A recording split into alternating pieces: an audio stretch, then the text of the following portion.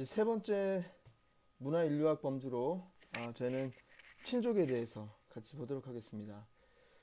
어떤 성장 과정에서 크셨는지 모르겠습니다. 경쟁 속에서 내가 1등을 해야 사회에서 살아남는 그런 분위기에서 성장하셨나요? 아니면 같이 일하고 같이 밥 먹고 그렇게 살아도 괜찮은 그런 환경이셨나요?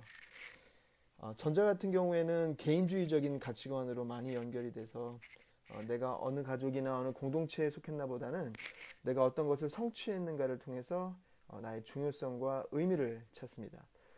이에 반해서 후자는 공동체적인 가치관으로 더 연결이 되어서 내가 성취하는 것보다 내가 속한 가족, 그런 공동체를 통해서 나의 중요성과 의미를 찾는 관계입니다. 이런 관계를 보면 이런 특징들이 존재하죠. 내가 속한 공동체를 통해서 자신을 인식한다고 하는 거고요. 그리고 그 공동체 속에서의 관계를 중요하게 생각한다는 것입니다. 예를 들어서 형제들 사이에서는 협력하고 연대를 맺는 것을 중심적인 중요성으로 보는 거죠. 또한 이런 문제, 즉 내가 어디에 속했는가라고 하는 그 소속감은 내가 누구인가라고 하는 정체성을 형성하는 데 굉장히 큰 역할을 한다는 것입니다.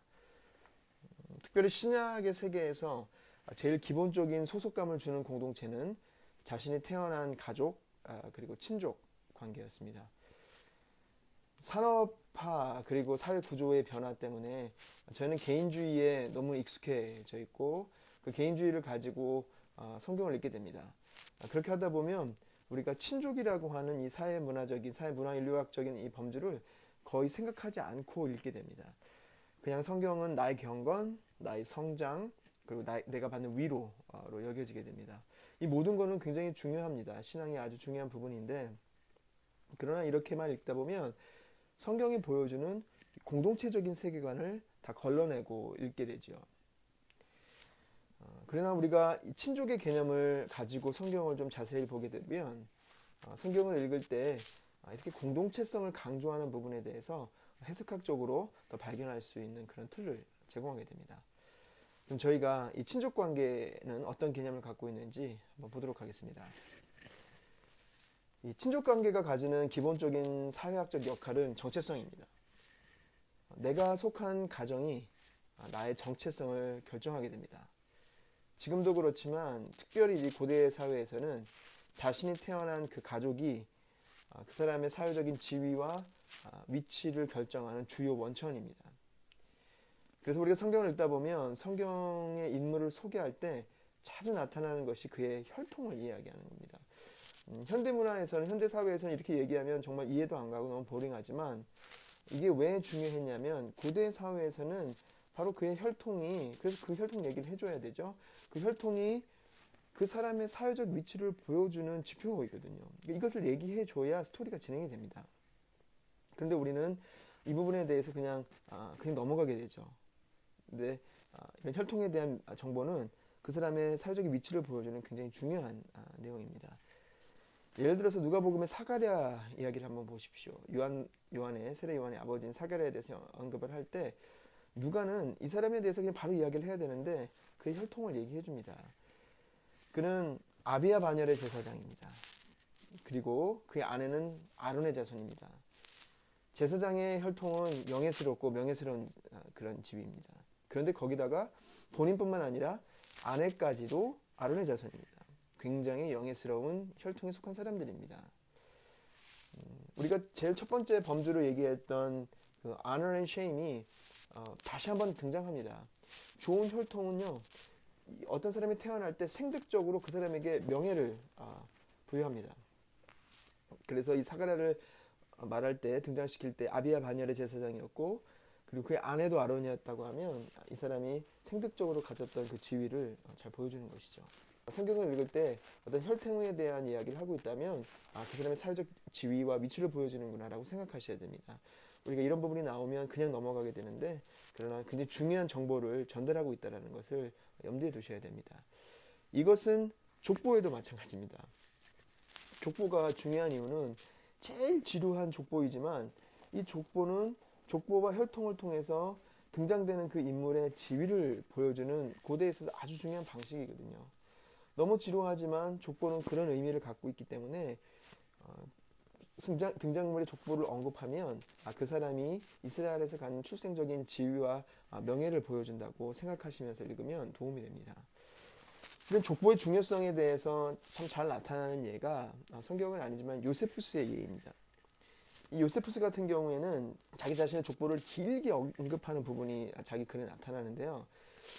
이게 맥센스가 되는 게 뭐냐면 요세푸스는 이스라엘의 장군이었습니다. 그런데 로마 제국에 반란을 하고 나서 전쟁이 일어났을 때 그때 그 시점에서 그가 제국의 보호를 받는 그런 보호 아래서 역사를 쓰는 사람으로 변신을 합니다.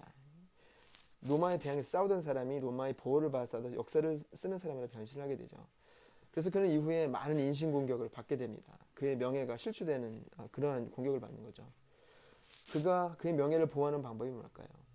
그가 선택한 방법이 그가 족보를 쓰는 겁니다. 그 족보를 소개함으로써 그의 명예를 회복하려고 하는데요. 그의 족보를 쓴 부분을 한번 보여드릴게요.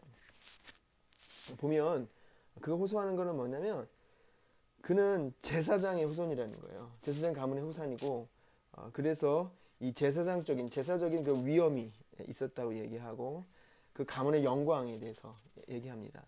근데 제사장이 24반추가 있는데 그 24반차 중에서 첫 번째 반차에 속했고 그 첫 번째 반차에 해당하는 그런 반차 중에서도 제일 으뜸이 되는 가족에서 출생했다. 제사장 가문의 그 영광도 있는데 그 중에서 제일 영광스럽다고 얘기하죠. 그다음 어머니에 대해서 얘기하는 거 보십시오. 나의 어머니는 왕족이었다.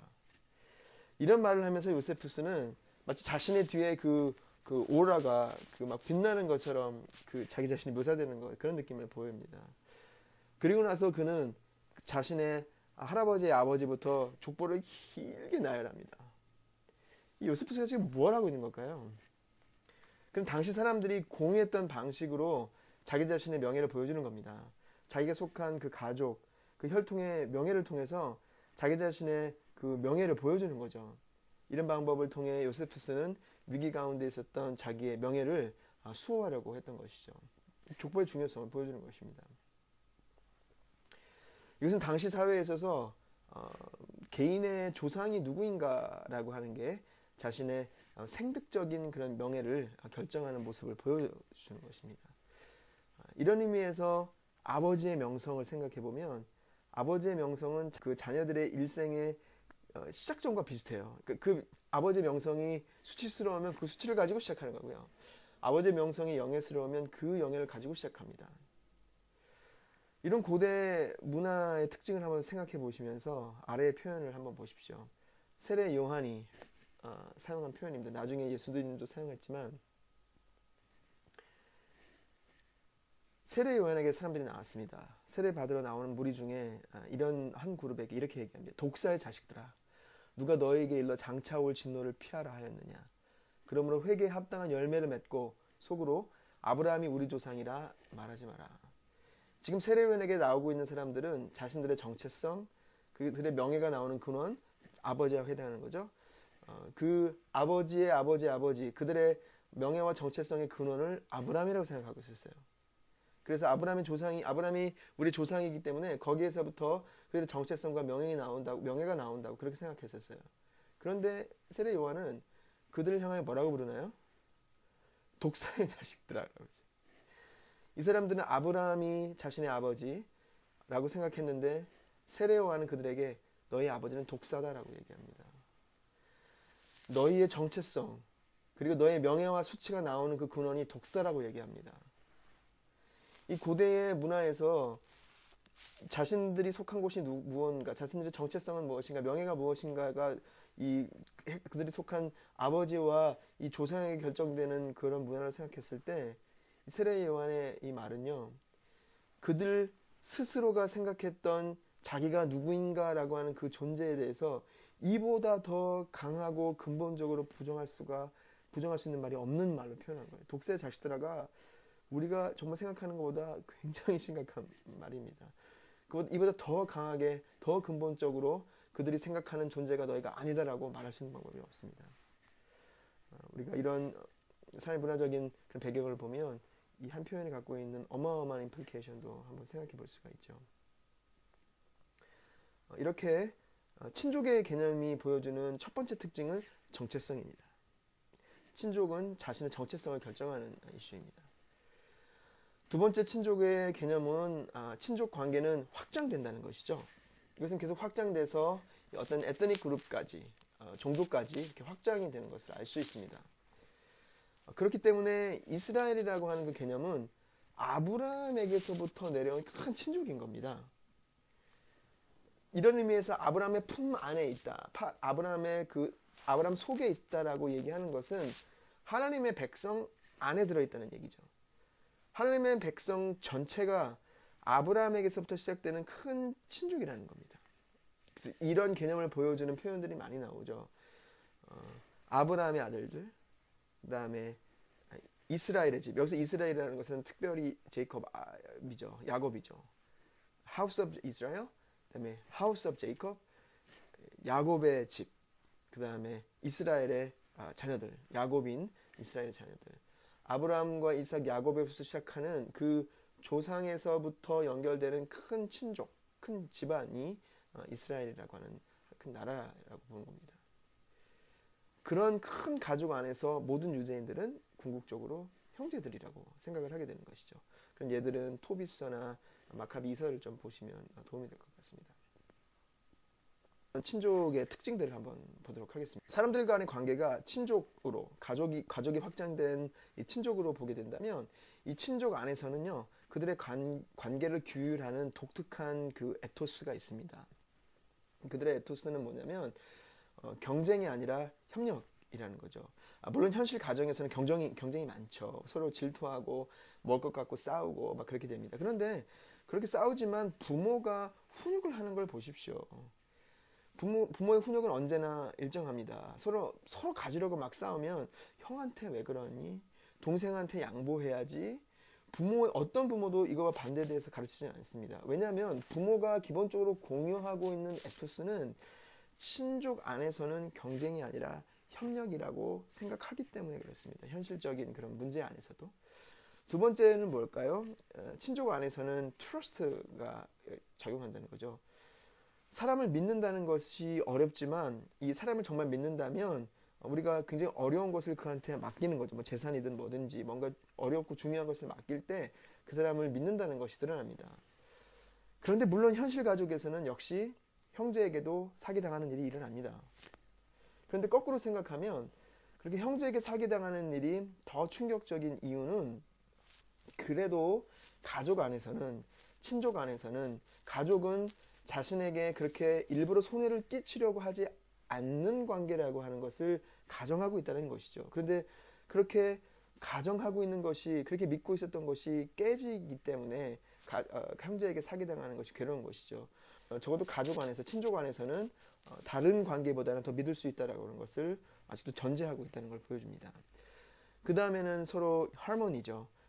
매일 싸우는 가족을 이상적으로 생각하는 우리가 일반적으로 생각하는 그런 문화 간에서 가족 안에서의 그 화목은 기본적으로 전제하는 부분입니다.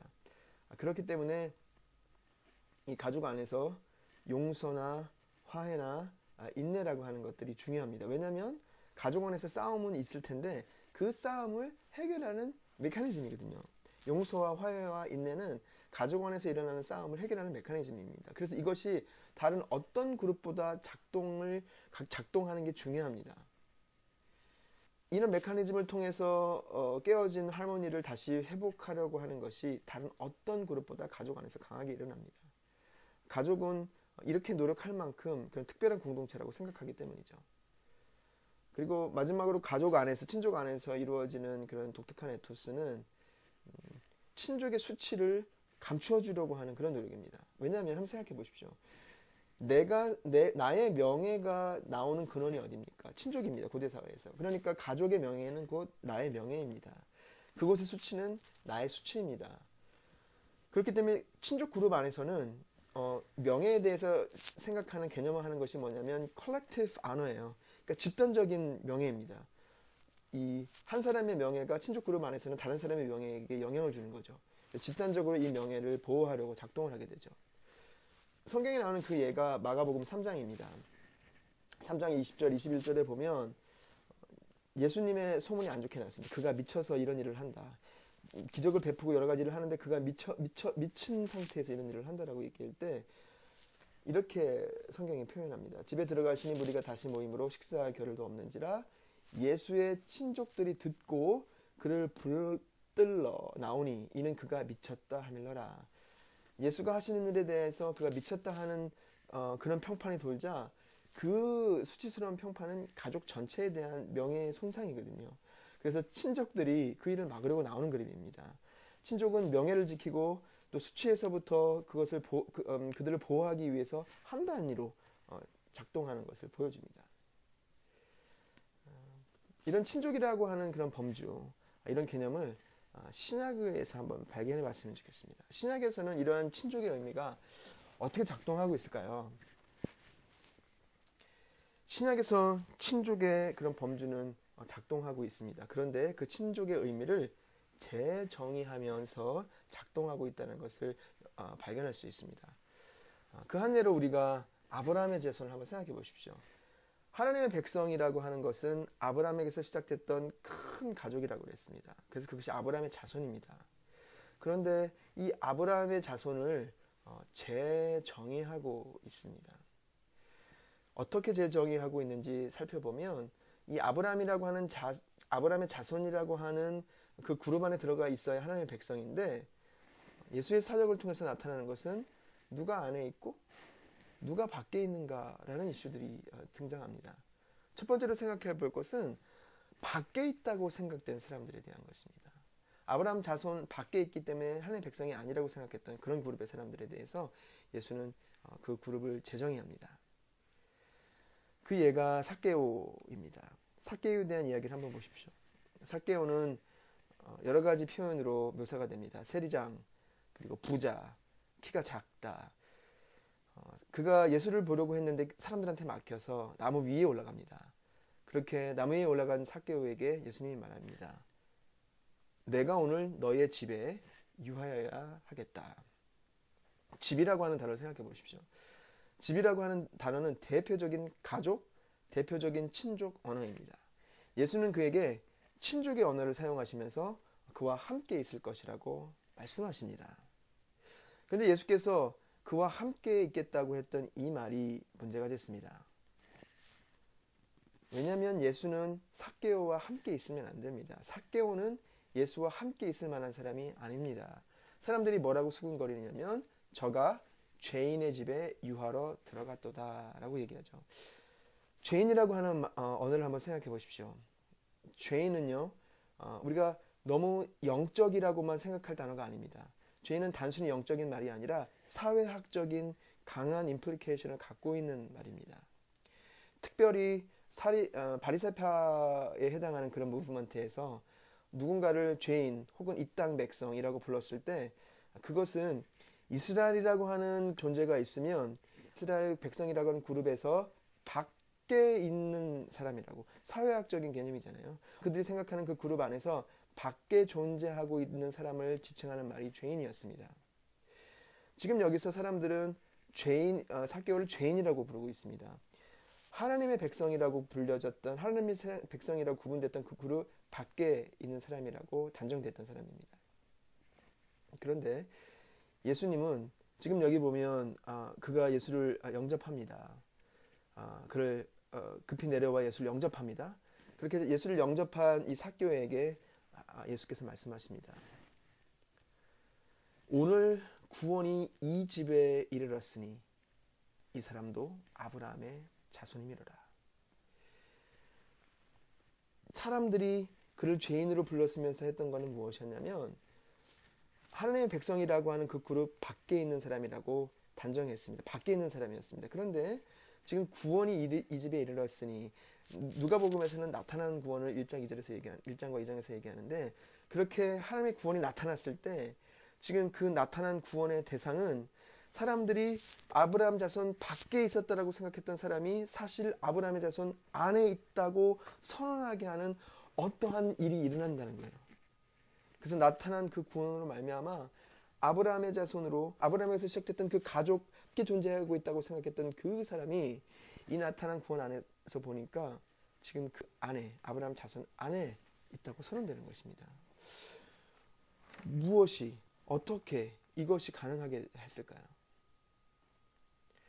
반대에도 한번 생각해 보면 좋겠습니다. 안에 있다고 생각하는 사람에 대해서, 아브라함 자손 안에 있다고 생각하는 그룹에 대해서입니다. 회개하라는 복음의 첫 메시지가 선포됐습니다. 세례 요한에 의해서 회개에 합당한 열매를 맺고 아브라함이 우리 조상이라 말하지 말라. 내가 너에게 이르노니 하나님이 능히 이 돌들로도 아브라함의 자손이 되게 하시리라. 위에서 본 대로 아브라함의 자손이라고 하면 아브라함과 친족 관계를 통해서 발전된 한 그룹 전체입니다. 아브라함의 그 extended family입니다. 확장된 가족입니다. 그 안에 들어있으면 하나님의 백성이라고 생각했어요. 이런 친족 관계로 말미암아서 사람들은 이 아브라함 자손이라고 하는 친족 관계 안에 있으면 당연히 하나님 백성 안에 있다고 생각한 것이죠. 이것은 고대의 친족 개념에 따르면 자명한 것입니다. 아브라함의 자손이잖아요. 혈족 관계가 있잖아요. 그리고 그 자손이 하나님의 백성이 된다고 했잖아요. 그러니까 그 안에 있으면 자명하게 하나님의 백성이 맞는 거죠. 그런데 지금 세례 요한이 하고 있는 것은 뭐냐면 아브라함이 우리 조상이라고 말하지 말아라. 밖에 있다고 생각, 이 돌들로도 아브라함의 자손이 되게 할 수 있다. 지금 그들이 생각하고 있었던 아브라함의 자손이라고 했던 그 개념이 그들이 생각한 것과 다른 거예요. 그들은 혈통적으로 지금 그 아브라함 자손 안에 있을 수 있는 개념으로 생각했는데 아브라함이 우리 조상이라고 말하지 말라고 해요. 그리고 하나님은 돌들로도 아브라함의 자손이 되게 하실 수 있대요. 그들이 생각했던 것과 뭔가 다른 개념이 아브라함의 자손에 담겨 있다라고 얘기하는 겁니다. 그리고 이렇게 그들이 생각한 것과 다른 범주라면 사실 그들은 그 범주 밖에 있는 사람일 수 있다는 거예요. 신약은 아브라함의 자손이라고 하는 이 중요한 개념에 대해서 누가 안에 있고 누가 밖에 있는가라는 것에 대해서 다르게 정의하고 읽기 시작하는 겁니다. 위의 경우 한번 정의해 보겠습니다. 이 신약에서 나타나는 것은 아브라함의 자손이라고 하는 의미가 제정이 된다는 것이죠. 안에 있는 것으로 생각하면서 내가 안심하고 확신할 수 없는 거라는 거죠. 그리고 밖에 있어서 배제되었다고 생각되었는데 그런데 거기에 포함될 수도 있다는 거예요. 다가올 심판의 빛으로 생각해 보면요, 이 아브라함의 혈통 속에 들어가 있다는 것으로 안심할 수 있는 그런 차원이 아니라는 것입니다. 아브라함의 자손이라고 하는 의미가 다르게 정의되고 있다는 것이죠. 그러면 질문을 던지게 됩니다. 아브라함의 자손에 대한 하나님의 약속이 있잖아요. 분명히 아브라함의 그 후손을 통해서 하나님의 백성이 만들어지잖아요.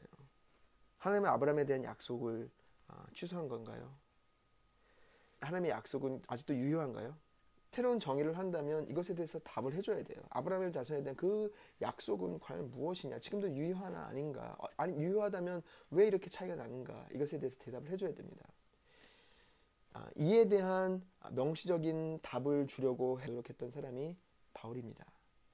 바울은 아브라함의 자손이라고 하는 약속은 지금도 유효하다고 봤습니다. 그런데 그 약속은 지금도 유효하나 아브라함 속에 있는 그 길은 그리스도 안에 있을 때만 있게 된다고 대답을 제시합니다. 바로 갈라디아서 3장의 말씀이죠. 3장의 말씀 한번 보십시오. 3장의 말씀을 보면 아브라함의 이야기로부터 다시 거슬러 올라갑니다. 왜냐하면 아브라함의 후손의 얘기를 해야 되니까 아브라함 자신에게 일어났던 일을 다시 한번 해석하는 거죠. 아브라함이 하나님을 믿음에 그것을 그에게 의로 정하셨다 함과 같으니라. 그러므로 이것은 무슨 의미냐면 아브라함이 자손이 되는 것이 믿음으로 말미암아 되는 자가 아브라함의 자손이 되는 것이다 라고 얘기합니다. 다른 말로 하면 혈통적이나 아니면 생득적으로 고정되는 차원의 범주가 아니라는 것이죠. 아브라함의 자손들이라고 하는 그 개념은 유지합니다. 그 틀은 아직도 있습니다. 그런데 그 내면에 있어서 혈통적으로 생득적으로 고정되는 차원이 아닌 믿음으로 말미암아서도 아브라함의 자손이 되는 개념으로서의 아브라함의 자손이라고 이야기를 하고 있어요. 그럼 이제 어렵기 시작하죠. 아니, 이 혈통적으로가 아니라 믿음으로 말미암아 아브라함의 자손, 친족 속에 들어간다고 하는 그 근거는 뭐냐 이거죠. 어떻게 이렇게 바뀔 수 있겠는가? 갈라디아 3장 이후에 계속해서 이 부분에 대한 주혜가 나타납니다. 구약에 대한 주혜가 쭉 나타나면서 바울이 주장하는 부분들에 대한 요점만 정리해 봅니다. 10절에 이렇게 얘기합니다. 율법의 행위에 속한 자들이 저주 아래 있다. 그런데 이러한 저주 아래 있는 자들을 위하여 예수께서 십자가를 지셨다. 그 십자가에서 한 일에 대한 해석입니다. 율법에 속해 있는 자들은 저주 아래 있는데 그리스도가 십자가형을 받는 것의 그 의미는 사실 그 저주를 자기가 받는 것이었다. 그렇게 십자가의 의미를, 죽음을 의미를 설명을 합니다. 그런데 재밌는 것은 율법의 저주를 대신 받은 것이 십자가형의 의미라고 얘기한 것을 바울은 아브라함과 연결시킵니다. 왜 그가 십자가에서 율법의 저주를 받으셨는가? 그 이유는 그리스도 예수 안에서 아까 처음에 언급했던 그 아브라함의 복이 믿음으로 말미암아서 이제는 아브라함의 자손이 되잖아요. 그런데 그렇게 아브라함에게 준 복이 이방인에게도 미치게 하려고 하는 그런 방법은 무엇이냐? 예수께서 율법의 저주를 받았기 때문에 이제는 아브라함의 복이 이방인에게도 미치게 되는 그 방법이 열렸다는 거예요. 바로 그리스도 예수 안에 있는 그 방법으로 아브라함의 복이 흘러가게 되는 길이라는 것입니다. 즉 혈통적으로 종족적으로 아브라함 가족 밖에 있던 사람이잖아요. 그런데 그리스도의 죽음으로 말미암아 율법의 저주에서 율법의 저주를 그가 받음으로 말미암아 그리스도 예수 안에라고 하는 그 방법으로 혈통적으로는 밖에 아브라함의 가족 밖에 있었던 사람이 아브라함 안으로, 그래서 아브라함의 복을 받는 상황으로 열리게 된다고 합니다. 그러므로 바울이 제정하고 있는 아브라함의 자손은 이렇습니다. 아브라함의 자손은 아직도 유효한 개념입니다. 왜냐하면 아브라함의 자손은 하나의 친족 관계를 마련하기 때문이죠. 그런데 아브라함의 가족, 아브라함의 자손 속에 있는 그 방법은 이제 그리스도 안에 있을 때 진정한 의미로 아브라함의 자손 속에 있게 된다고 얘기합니다. 아브라함에 대한 그 약속은 여전히 유효하나 그 아브라함의 약속이 이루어지는 것은 그리스도 안에서라고 본 것이죠. 이런 측면에서 보면 우리는 사실 복음서 안에서도 이미 예수님 본인이 하나님의 백성이라고 하는 친족 관계를 재구성하고 있는 것을 알 수 있습니다. 예수님께서 어머니와 동생이 찾아왔을 때 사람들이 얘기하잖아요. 당신의 어머니와 동생과 누이들이 밖에서 찾습니다. 그랬을 때 누가 내 어머니며 동생들이냐 이렇게 대답하는 좀 충격적인 그런 이야기를 합니다. 아니 좀 황당한 대답이셔요. 예수님의 어머니 맞잖아요. 예수님의 동생들 맞잖아요. 그런데 누가 내 어머니며 누가 내 동생들이냐 어떻게 이렇게 말할까요? 생각해 보십시오. 예수님은 가족을 내버리는 분이 아니셨거든요. 죽는 순간까지 자신의 어머니를 돌봐달라고 제자들에게 부탁했잖아요. 가족으로서의 그 의무를 버린 분이 아니에요. 그런데 지금 누가 내 어머니며 누가 내 동생이냐고 왜 이런 말을 하실까요? 지금 예수가 하고 있는 것은 뭐냐면 그 자신과 연결된 그 친족, 왜냐하면 예수를 중심으로 친족이 다시 형성되거든요.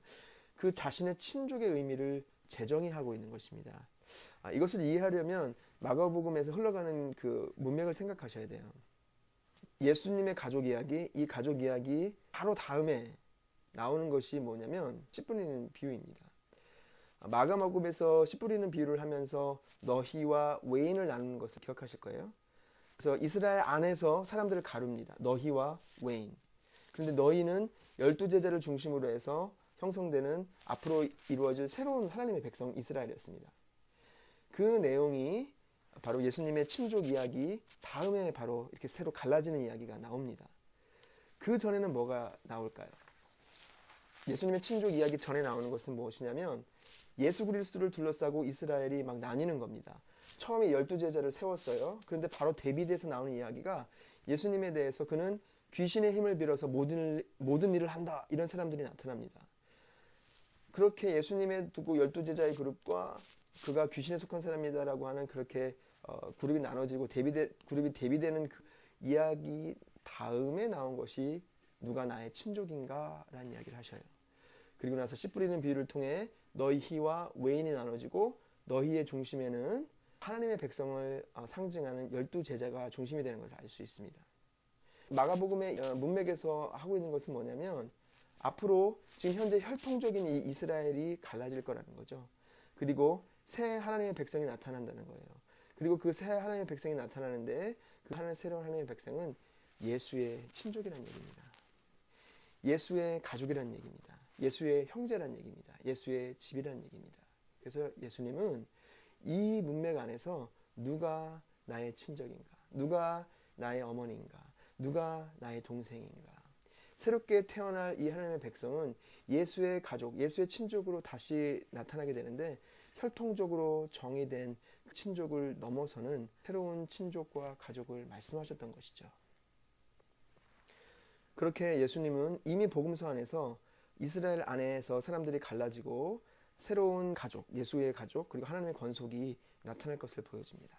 그렇다면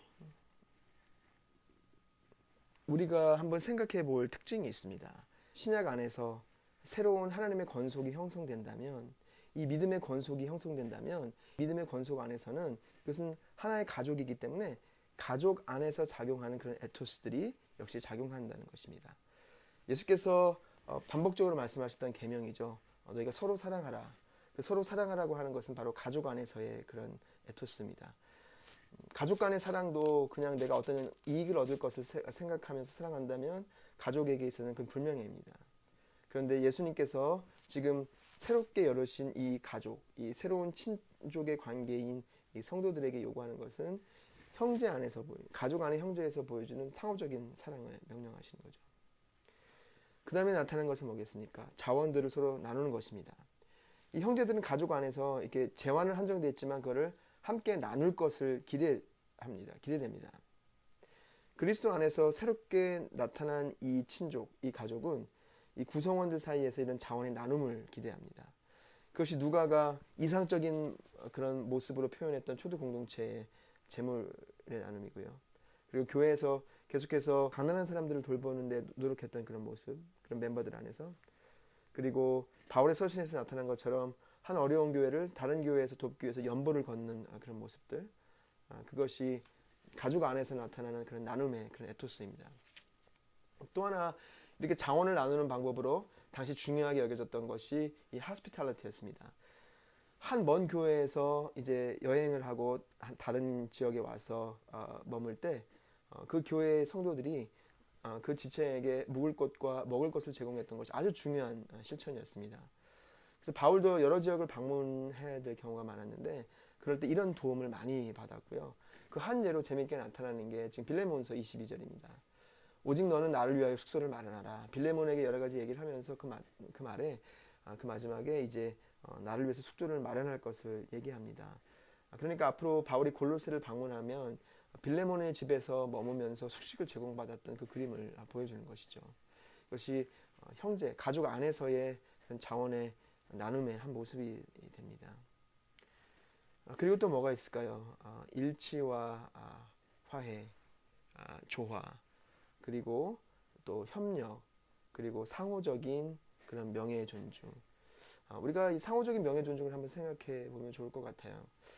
우리가 명예에 대해서 생각하면 우리의 관심은 뭐냐면 개인적으로 생각해요. 나 혼자의 명예, 나 혼자가 높아지는 명예를 생각합니다.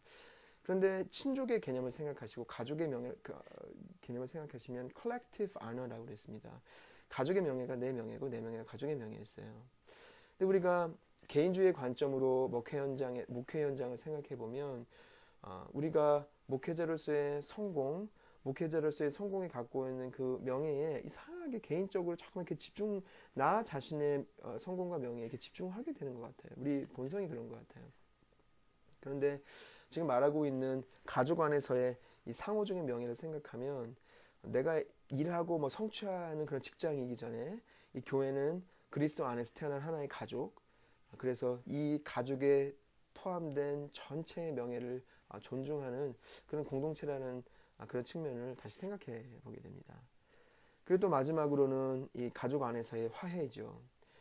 가족 안에서는 싸움이 일어납니다. 그들은 서로 그냥 알아서 풀기도 하지만 또 많은 경우에 부모와의 관계 때문에 부모의 가치관과 기대에 따라서 싫어도 화해하는 경우들이 있습니다.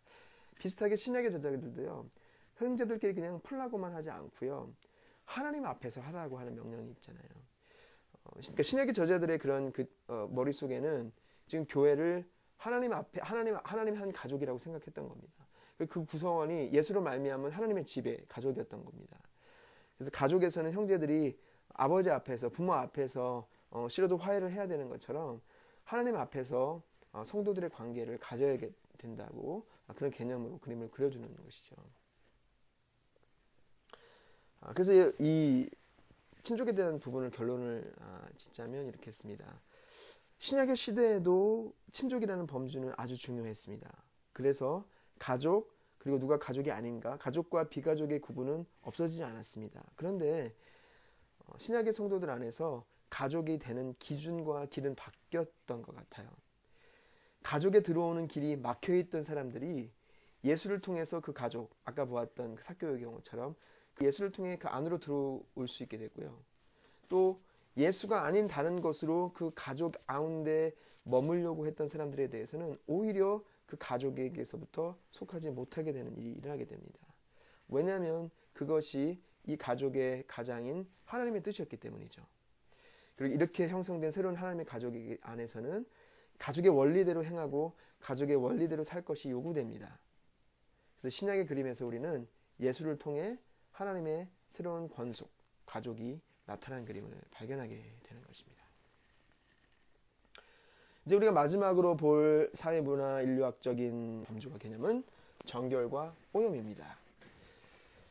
도시에 한 소년이 있었는데요. 도시에 한 소년이 시골 삼촌 집에 가서 묵었습니다.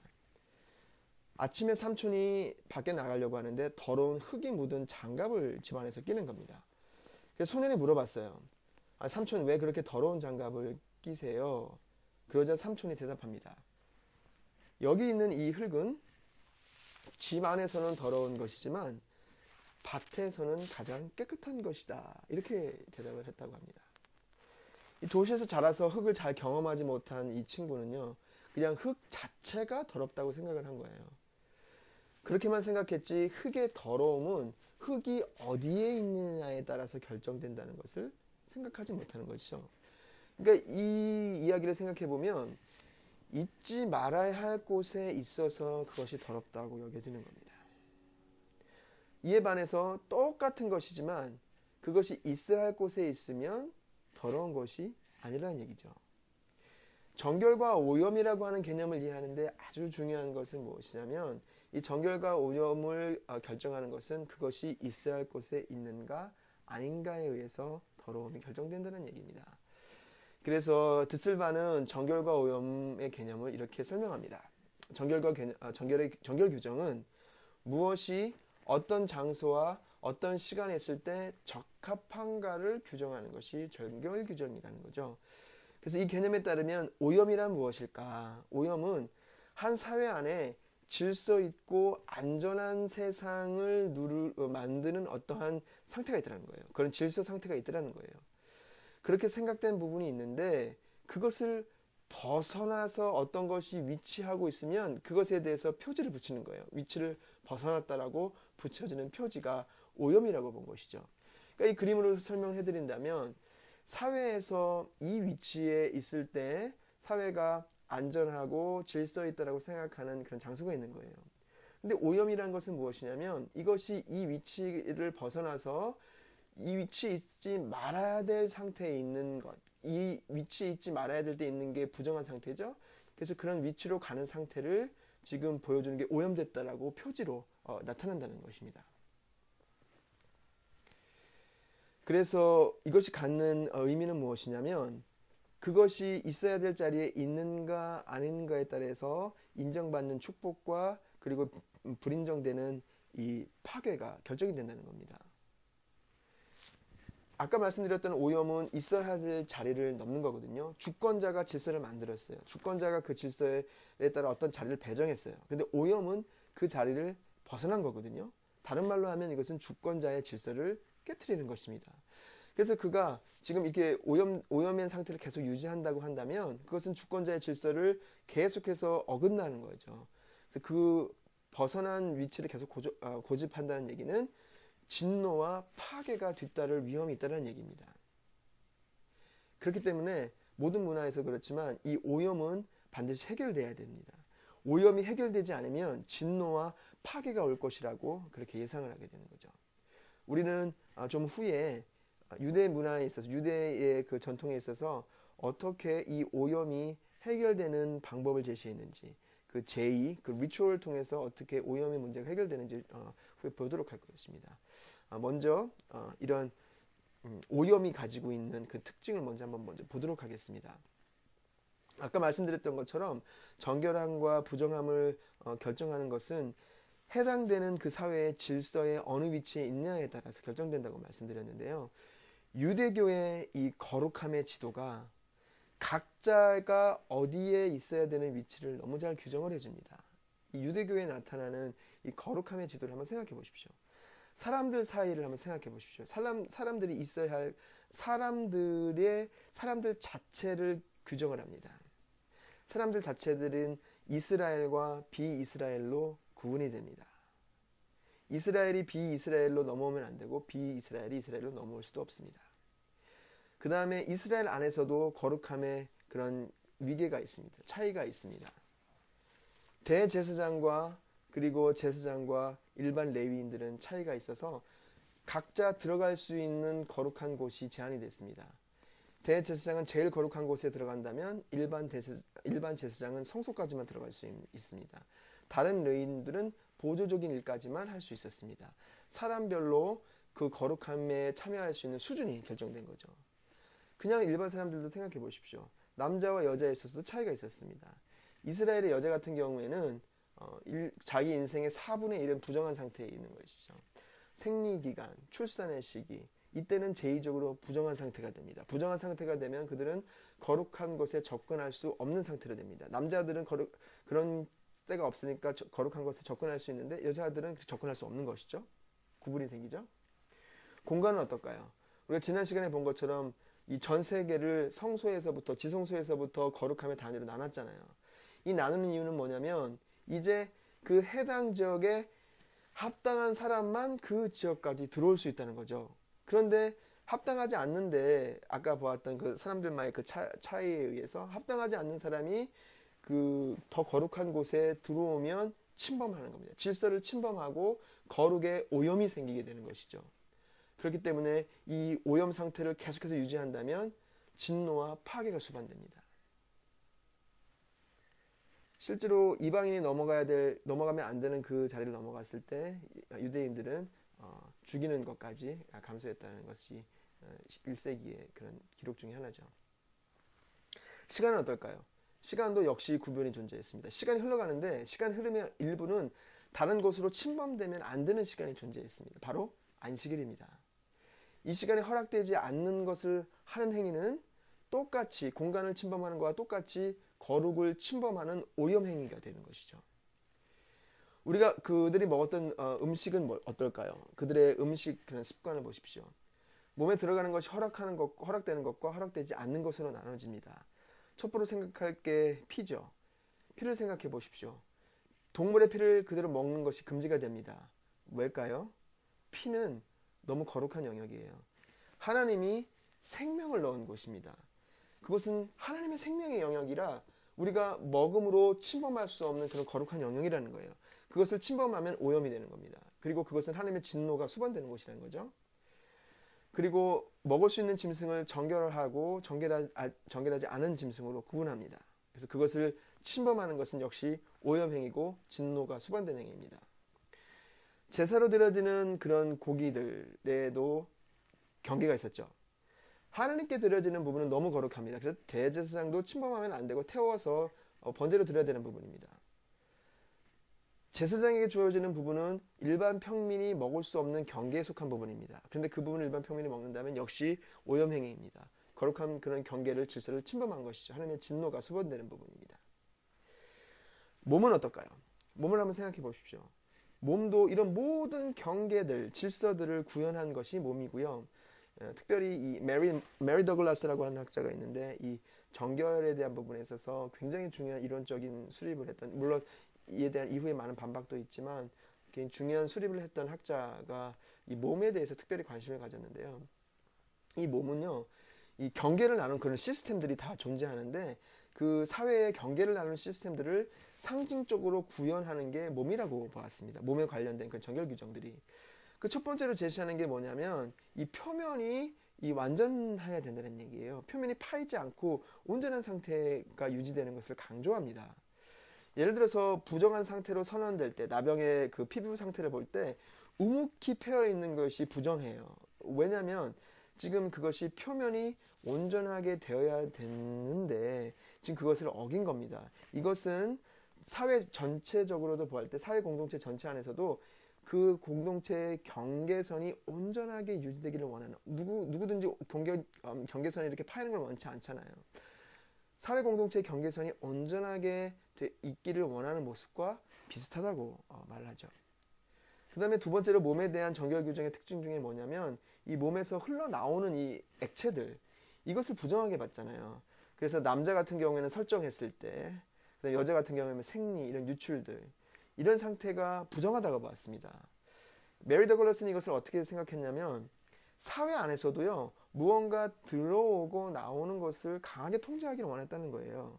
그거와 비슷하게 몸에서 들어오고 나오는 것을 특별히 이제 이 유출이죠. 나오는 것을 통제하기를 원해서 이런 남자의 설정이나 생리 같은 것이 부정한 상태로 보았다는 것입니다.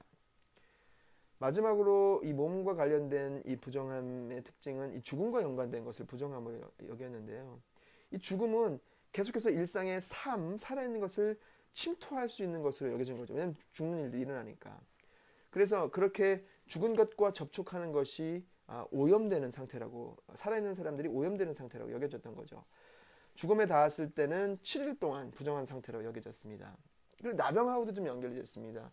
나병이 부정하다라고 선언했던 그런 특징들을 보면 죽음을 연상케 하는 그런 썩는 모습들 그거와 비슷한 무질서의 모습들이 이것과 상관이 있었던 거죠.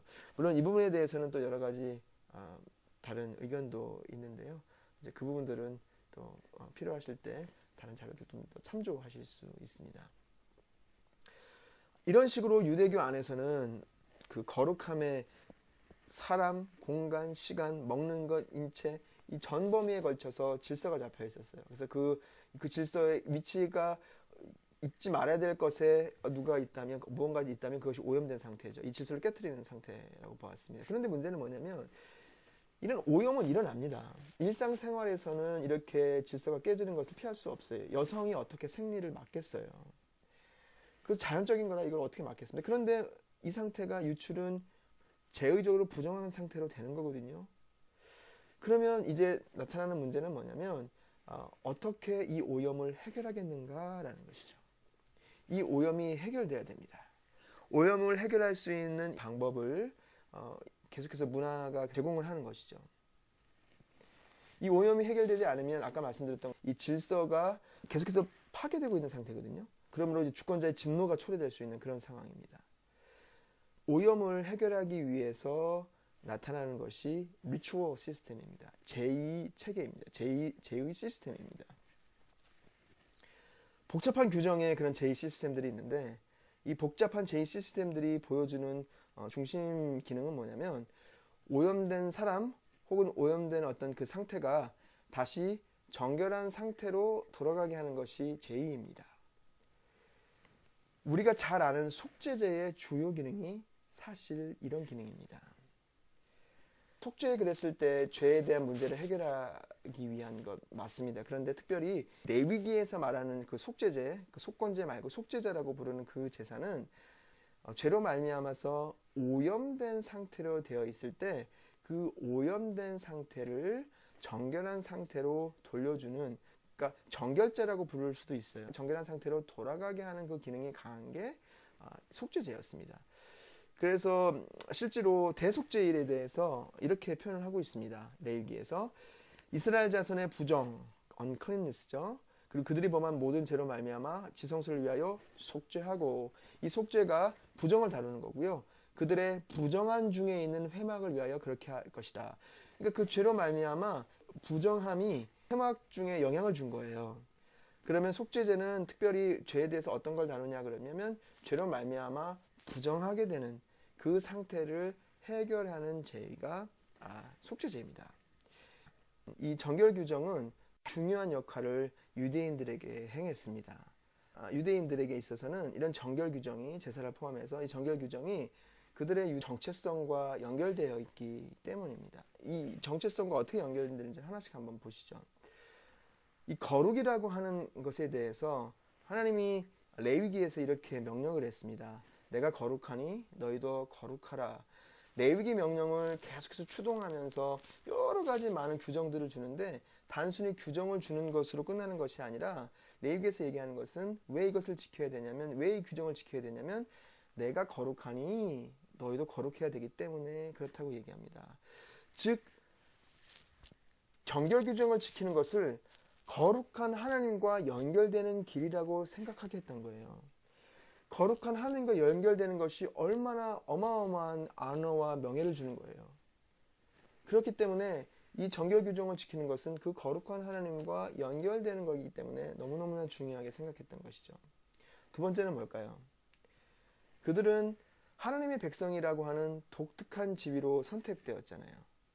그렇게 독특한 지위로 선택하셨는데, 그들을 선택하고 거룩한 땅이라고 부른 그곳에서 그들이 독특한 하나님의 백성의 지위를 유지하면서 살 수 있는 그 길이 거룩한 정결 규례를 지키며 사는 길이라고 생각할 거죠. 그러니까 하나님이 구별한 땅에서 구별된 백성으로 독특한 구별된 백성의 지위를 유지하며 사는 방법이 정결 규례를 지키는 거라는 거죠. 그래서 그들이 이렇게 명예스러운 독특한 지위를 유지하는 게 정결 규례인데, 이렇게 명예스럽게 지키는 이 규례를 통해서 그들은 다른 문화와 섞이지 않는 독특한 정체성을 지키는 길이 된다는 거죠. 이 방법을 통해서.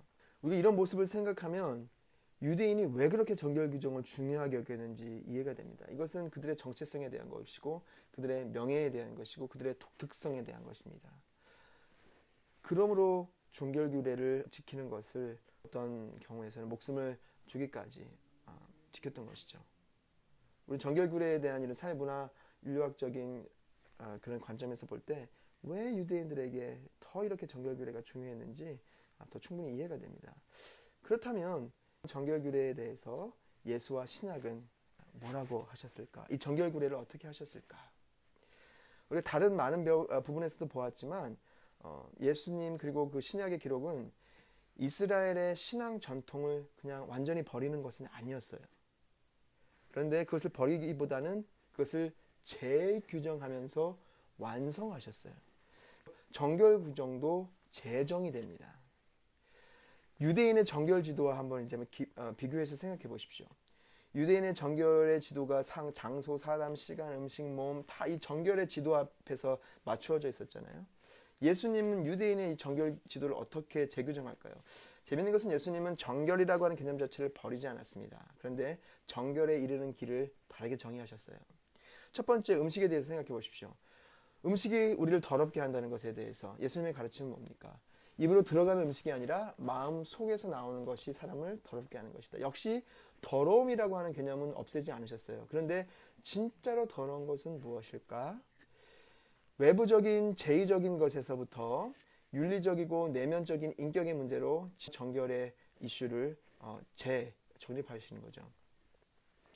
더러운 상태에 있는 사람이라고 하는 문제는 어떨까요? 지금 부정한 상태에 있는 사람이라고 했을 때 예수님은 어떻게 유대 정결 기준에서 부정한 상태에 있는 사람들을 어떻게 대했을까요? 잘 아시는 것처럼 나병 걸린 그런 환자였었죠. 유대인 정결 기준에서는 부정한 상태에 있습니다. 그리고 그 기준에 의하면 피하는 것이 거룩함을 유지하는 길이죠. 예수는 나병 환자를 피하는 것으로 정결을 유지하는 것이 아니라 거꾸로 그에게 손을 뻗쳐서 그의 거룩함을 통해 오염 상태를 깨끗하게 합니다. 시간을 한번 생각해 보십시오. 거룩한 시간. 안식일에 대한 그의 태도는 뭘까요? 그에게 있어서는요, 선을 행하는 것은 언제나 행해야 할 거룩한 일이었어요. 오히려 선을 행해야 될 텐데 안식이라는 규정 때문에 선을 행하지 않는다면 그것은 거꾸로 안식일을 더럽히는 악이라고 보셨어요. 본질적인 더러움과 본질적인 깨끗함이 무엇일까? 그 이슈로 시간마저도, 거룩한 시간마저도 생각하신 거죠. 장소를 생각해 볼게요. 거룩한 장소는 어떨까요? 성전에 대한 그의 적본을 생각해 보십시오. 성전 건물은 무너집니다. 그리고 무너졌습니다. 그런데 그 성전의 목적은 예수님은 아직도 인정하셨습니다. 그런데 이제 그 성전의 목적이 성전 건물이라는 공간을 통해서가 아니라 그를 따르는 제자들의 공동체를 통해서 그것이 이루어지는 것이죠. 그리고 이것이 궁극적으로 가능하게 된 이유는 무엇일까? 근거는 무엇일까? 다른 것이 아니라 자기 자신, 예수 그리스도 자신의 몸이 새로운 성전이 되기 때문에 그 몸에 참여하는 공동체가 성전의 역할을 하게 하는 것이죠. 그리고 이러한 상태가 하나님이 거하시는 곳, 성전의 그런 의미죠. 그리고 성령이 거하시는 전이 된다는 것입니다.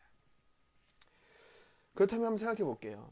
이러한 변화는 신약이 정결과 오염이라고 하는 범주를 완전히 버린 걸까요? 어떻게 생각하면 그것을 너무 초월했기 때문에 버린 것 같기도 해요. 부정한 것을 막 만지시고 안식일을 어기고 그러면 신약은 정결과 오염이라고 하는 범주를 버린 것인가? 저는 신약의 저자들이 정결과 오염이라고 하는 범주를 버리지 않았다고 봅니다. 그러나 정결과 이 오염을 다른 모양, 다른 의미로서 사용했던 것 같아요. 기독교인들이 비기독교적인 환경에서부터 구분되는 것은 정결이라고 사용한 것 같아요. 그리고 기독교인들을 자꾸만 비기독적인 모양으로 동화시키려 하는 것, 동화되는 것은 오염이라고 봤던 것 같습니다. 그래서 첫 번째로 볼 것은 기독교인들이 예전의 삶의 스타일, 그 부적절한 삶의 스타일로 돌아가는 것은 자신을 더럽게 하는 것으로 표현했던 것 같아요. 그리고 기독교인의 정체성 안에는 정결함이 분명히 들어있었습니다. 그런데 그 정결함이 무엇이냐, 어떤 것이 정결함이냐고 그랬을 때는 기독교인답게 사는 것, 그리스도가 말했던 그 삶의 양식을 보여주는 것, 그대로 사는 것이 거룩함이라고, 그것을 지키는 것이 거룩함을 유지하는 것이라고 봤던 것 같습니다. 그리고 특별히 이 기독교인이 말했던 이 거룩함을 방해하는 제일 큰 원천으로 로마에 있는 그 영향을 보았던 것 같아요. 로마 제국의 문화, 종교, 돈, 힘과 연계되어서 이루어지는 그 많은 것들을 기독교인들이 정체성에서부터 좀 멀어져서 오염되게 하는 그런 원천이라고 보았던 것 같아요.